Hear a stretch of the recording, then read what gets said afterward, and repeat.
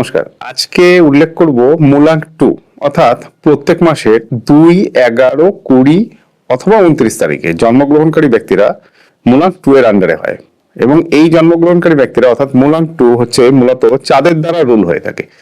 অর্থাৎ এই মূলাঙ্ক 2 এর মধ্যে ব্যক্তিদের মধ্যে মূলত চাঁদের প্রভাবটা খুব বেশি দেখতে পাওয়া যায়। তাহলে চাঁদের সর্বোচ্চ কোয়ালিটি আমরা মূলাঙ্ক 2 এর মধ্যে পেয়ে থাকি এবং চন্দ্র কিন্তু সূর্য, ইউরেনাস, শনি, মঙ্গল সবকটা গ্রহের সাথে মোটামুটি সামঞ্জস্যপূর্ণ। তাহলে মূলাঙ্ক 2 রিলেটেড যারা ব্যক্তি রয়েছে তারা সব ক্ষেত্রে সাকসেস পাবেন, বন্ধুত্বপূর্ণ হয়ে থাকবে, একটু ডমিনেটিং ক্যারেক্টার হবে। বুধ এবং শুক্রের সাথে চাঁদের রিলেশন খুব একটা ফ্রেন্ডশিপ নেই। তাই যাদের মূলাঙ্ক 2, 5, 6 নম্বর আছে তারা কিন্তু 2 নম্বর ব্যক্তির সাথে খুব একটা সামঞ্জস্যপূর্ণ হবে না। 2026 মূলাঙ্কের ক্ষেত্রে যথেষ্ট vital. Financial sector, share related কোনো বিজনেস, এডুকেশন রিলেটেড ব্যাপার এবং ছোটখাটো তীর্থ ভ্রমণ রিলেটেড ব্যাপারে 2026 মূলাঙ্ক কিন্তু ভালো ফিডব্যাক পাবে। নমস্কার।